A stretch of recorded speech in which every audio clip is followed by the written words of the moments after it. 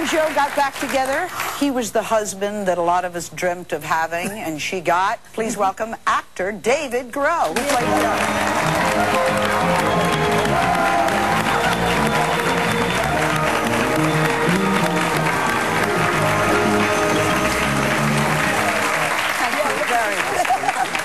Nice to meet you, too. Yeah. Here, should he sit here? No, between us, no? Yeah, between yes, between us. Yes, sandwich. Sit wherever you want. Yes, yes, bookends. Wherever you want. This is my first wife. See,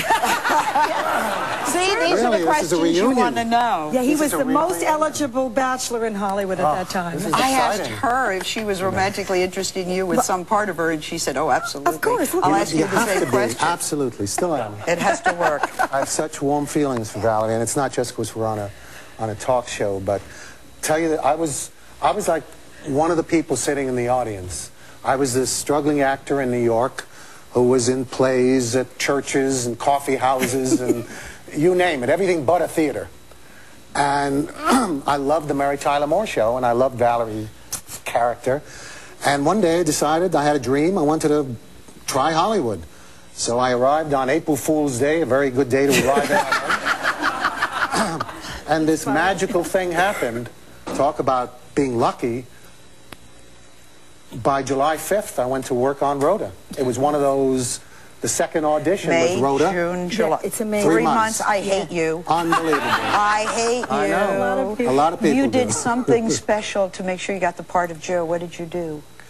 Oh, I made sure I was the last one to go in. Isn't that smart? Yeah. Really? How'd you do Well, it worked out that they saw about 200 people. Oh, many guys. And Valerie was great in that she was there from the very beginning. Very often when you test with a star, they let the stage manager or someone read with you and try out with you. But from the moment I walked in the room, there was Valerie, who was Yeah, I read with a lot of guys. I kissed a lot of cute guys in Hollywood. Wait a minute. During that audition. Right. She was wonderful, and this was a hard job, right? Oh, it was tough. 200 guys she had to kiss and fall in love. Yeah, that's a hard job. What was your fondest memory of being on Rhoda? The wedding. It had to be the wedding. Great. Because at the time I'd never been married. Are you still a bachelor? No, I got married 8 years ago, and I have a 4-year-old, and who has not yet seen Rhoda. It's past his bedtime, but I'm going to tape one and show it to him, and probably won't recognize it. No, he'll just go, what is that? Yeah. The episode where Joe married Rhoda was one of the highest rated television shows of all time. 52 million people watched it. Can you imagine? Now, for those of you who weren't around, remember I promised you'd catch up. We have a clip of the famous wedding episode. Please take a look at this. Joe, you know, don't you? Whatever it is I've got to give, you got. Do you promise to stay together, to grow together, and to trust each other, as long as you both shall love? I do. I do.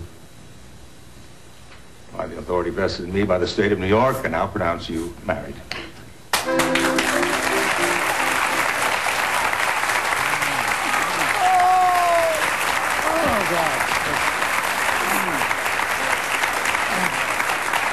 Look at this marshmallow. Look at her. Yeah, I cry at every wedding on television, everywhere else. I don't care. The viewers didn't seem to like her being married. What happened? Oh, the viewers loved it. I don't really think that's why David was written out of the show. Basically, well, do you want to say, or, I mean... No, I think, like you mentioned earlier, the character of Rhoda is basically the woman who very often gets strong-willed, passionate, but gets the short end of the stick very often and fights back to be a winner. And we love that tenacity. We love that fighting back. And perhaps they felt that she was too happily married, or that... It was almost like, in fact, Jim and Alan has described somehow her comedic base was gone, and he said, we keep writing shows for Brenda. And I said, well, that's okay with me, you know, he says, no, then we'll do a show called Brenda. This show is Rhoda, and somehow they were also, another element, Sally, we were stuck in what they called the family hour. And there were certain things that we went, I remember the time that they didn't want you to take off his pajama top. What? Yes, they didn't want him to. Why was he wearing pajama tops to begin with? Well, because that was on our show. They wanted a pajama top. So standards, then we figured, standards. we'll get out of the bed and you'll show that he has pajama bottoms on. Would you go with that? And they did. But it was an odd thing. And I think our writers wanted to write Mad About You. They wanted to write a 1970s marriage. And they didn't get a chance. And then they thought Rhoda lost her comic edge. And they also, I think, in the heart of hearts, they were challenged. Can we divorce or separate a major character that everybody never been done before. It had never been done, so I think they want to do that. Mad About You, they're having marital troubles, right? Right. Oh, okay, I just there heard may be a that divorce. this morning. This happened how many years before that? And it's the same thing. Almost 20. Now, you think that Babe the Pig is a big deal? There were pigs way before this guy went out to Australia. This guy has a grandfather who was a big deal. Nothing is new, Sal. As we have lots more ahead, Valerie is my co-host. As we go to a break, we're going to show you some clips of Rhoda episodes that featured people who are now famous celebrities. I want you to see how many you can recognize, okay? Oh, that's fun. How do they know, Gary? Well, I had to tell him what you were busted for when I was trying to raise your bail. You went door to door? Oh, it's nothing. Don't worry about it, Rhoda. Nobody was surprised. Hi. I'm sorry to bother you, but... Are you an actress? No, I just had my face done at Bloomingdale's. Oh.